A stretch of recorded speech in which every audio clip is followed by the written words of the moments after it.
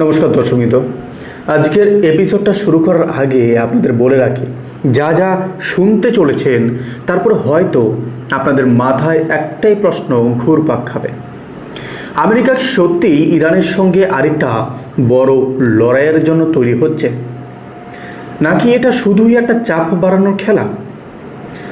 আজকে ইরানকে ঘিরে যা যা ঘটেছে তার প্রত্যেকটা আপনাদের চোখ কপালে তুলে দেবে।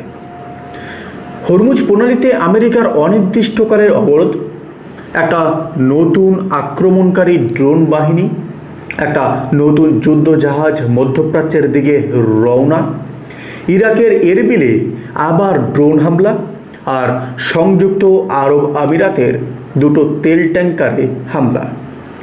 এতগুলো ঘটনা একের সঙ্গে ঘটেছে। আর দর্শক, এটা কাকতালীয় কিছু না। চলুন একে একে সব কিছু জানি এবং খুঁটিয়ে খুঁটিয়ে দেখা যাক কী রয়েছে আজকের প্রতিবেদনে।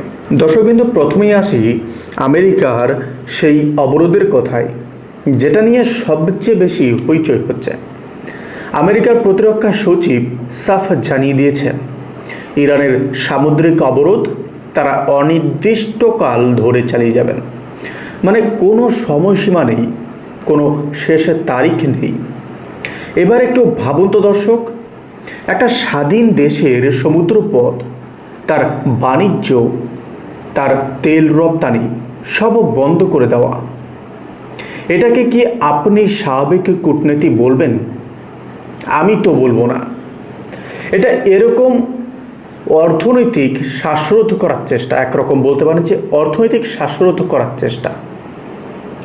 দর্শকবৃন্দ, আর সবচেয়ে মজার ব্যাপার কি জানেন? আমেরিকার উপরাষ্ট্রপতি নিজেই স্বীকার করে নিয়েছেন যে এই গোটা যুদ্ধের পেছনে দুটো আসল কারণ। একটা হলো উপসাগরীয় দেশগুলো থেকে তেল সরবরাহ আবার স্বাভাবিক করে আমেরিকার নিজের জনগণের জন্য জ্বালানির দাম কমানো, আর দ্বিতীয়টা হলো ইরানকে পরমাণু শক্তি অর্জন করতে না দেওয়া। মানে সোজা বাংলায় বললে, এটা কোনো মানবাধিকার বা গণতন্ত্র রক্ষার লড়াই না, এটা তেল আর নিজেদের অর্থনীতি বাঁচানোর লড়াই। দর্শকবৃন্দ, আমার তো মনে হয় ইরান হরমুজে যেভাবে নিজের প্রভাব দেখিয়েছে, তাতেই আমেরিকার আম জনতার পকেটে টান পড়তে শুরু করেছে, আর সেই কারণেই এত মরিয়া হয়ে উঠেছে তারা।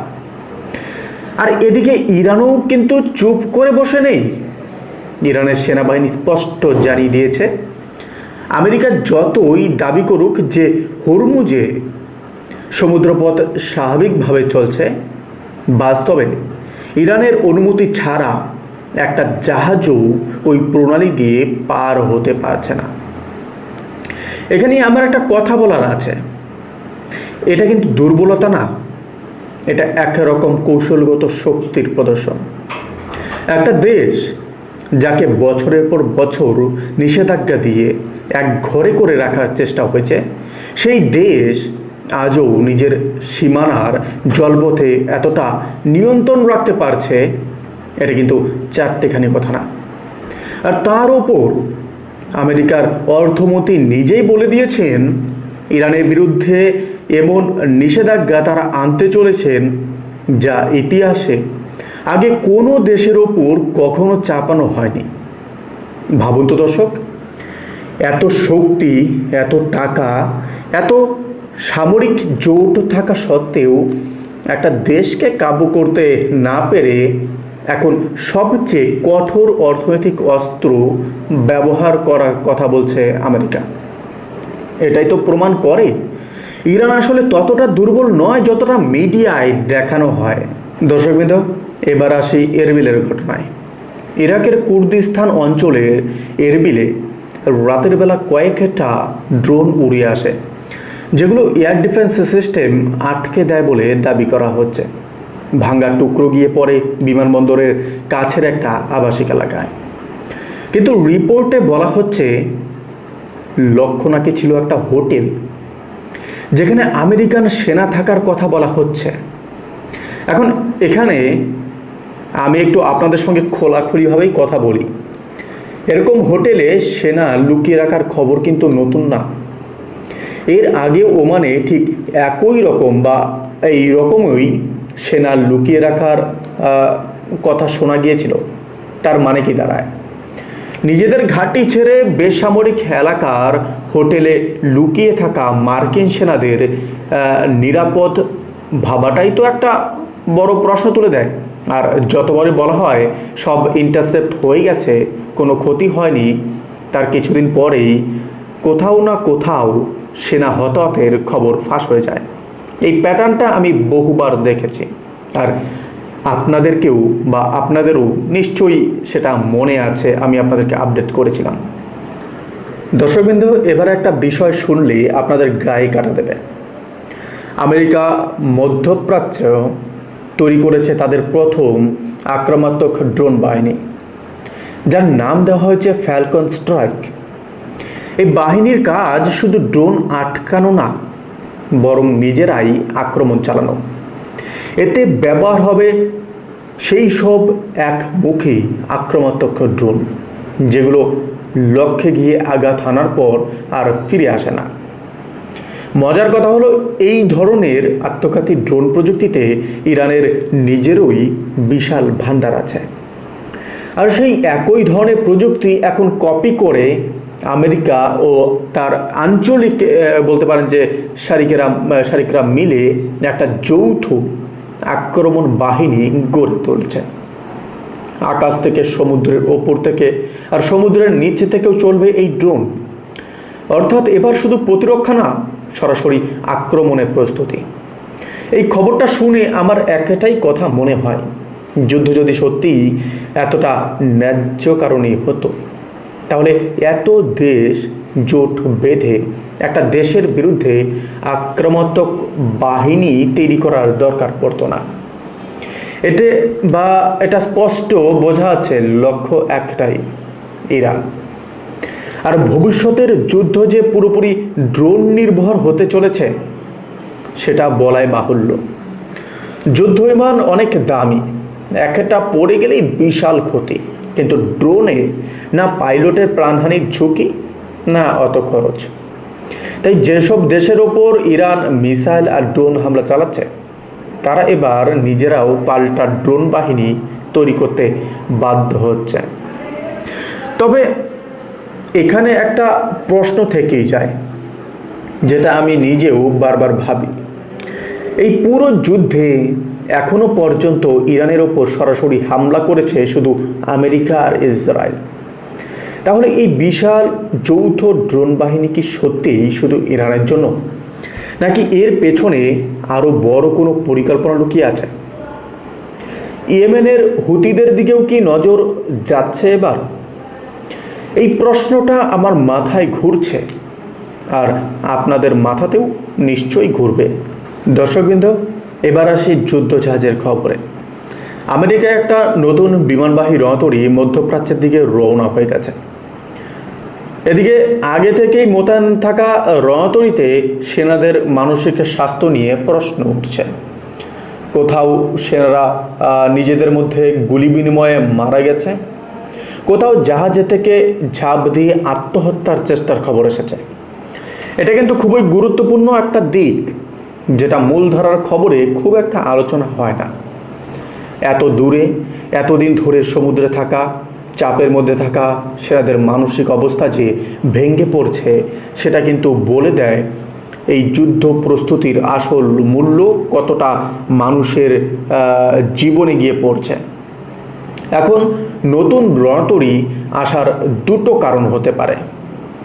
হয় পুরনো জাহাজের ক্লান্ত সেনাদের ছুটি দিয়ে বদলি করা হচ্ছে, নয়তো সত্যিই নতুন কোনো বড় সামরিক অভিযানের প্রস্তুতি চলছে।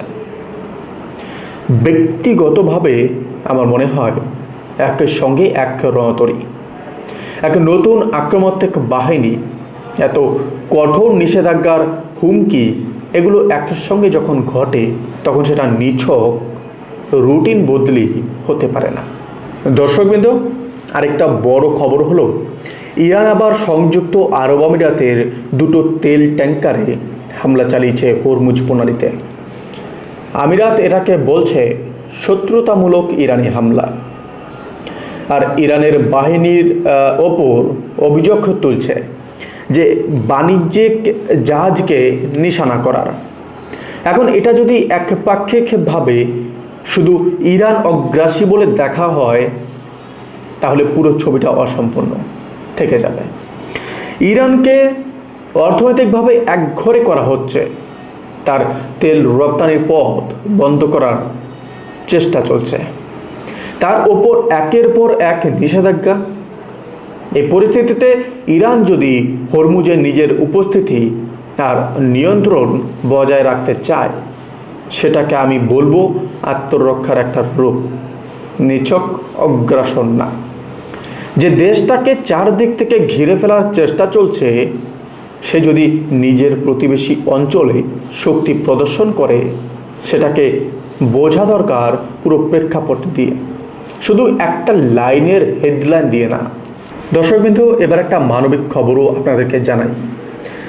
গাজার মানুষের জন্য আমিরাতের পাঠানো বিশাল মানবিক সাহায্য, ৭৫টা ট্রাকে ৬৬৩ টন খাবার আর আশ্রয়ের সামগ্রী অবশেষে গাজায় পৌঁছেছে।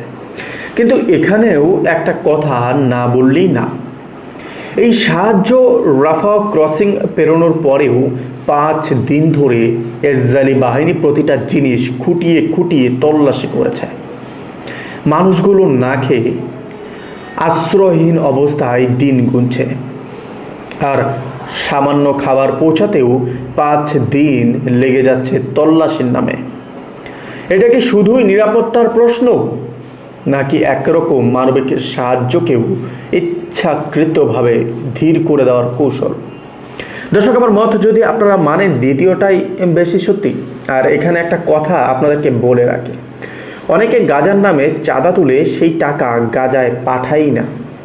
তাই সাহায্য করতে চাইলে সবসময় বিশ্বাসযোগ্য মাধ্যম দিয়েই করবেন, যাচাই করে নেবেন। দর্শকবৃন্দ, সর্বশেষে দুটো প্রাকৃতিক দুর্যোগের খবর আপনাদেরকে জানিয়ে রাখি, কারণ এগুলো আমাদের মনে করিয়ে দেয়, যতই শক্তি যতই প্রযুক্তি থাকুক না কেন, প্রকৃতির সামনে সব মানুষ সমান অসহায়। জাপানের রেকর্ড বৃষ্টিতে নিকাশি যে জল নিকাশি সেই ব্যবস্থা পুরো ভেঙে পড়েছে। রাস্তাঘাট বাড়িঘর সব জলের তলায়, আর ৮ জনের প্রাণ গেছে। এত উন্নত একটা দেশ হয়েও প্রযুক্তির সামনে তারা প্রকৃতির সামনে তারা অসহায়। আর রাশিয়ার কামচাটকায় সেই ভয়ঙ্কর ভূমিকম্পের পরের সুনামির একটা ভিডিও সামনে এসেছে, যেখানে একজন মানুষ তার কুকুরের সঙ্গে হাঁটার সময় সেই বিশাল ঢেউ উঠতে দেখে ক্যামেরা বন্দি করেছেন। এই দৃশ্যগুলো দেখলেই সত্যি গায়ে কাটা দেয়। তো দর্শকবৃন্দ, আজকের আলোচনা এ পর্যন্তই। একদিকে আমেরিকা আর তার শরিকরা ইরানকে ঘিরে চাপ বাড়িয়েই চলেছে, অবরোধ, নিষেধাজ্ঞা, নতুন আক্রমণ বাহিনী, নতুন রণতরী। অন্যদিকে ইরান নিজের জায়গা থেকে এক চুলও সরছে না। এই টানাপোড়েনের শেষটা কোথায় গিয়ে দাঁড়ায়, সেটাই এখন দেখার বিষয়। আপনাদের কি মনে হয়, এই পুরো চাপ সৃষ্টির খেলায় শেষ পর্যন্ত কে পিছু হটবে? কমেন্টে জানাবেন। আজকের মতো এখানেই শেষ করছি। ভালো থাকবেন, সুস্থ থাকবেন। আপনারা কোথা থেকে দেখছেন অবশ্যই জানাবেন।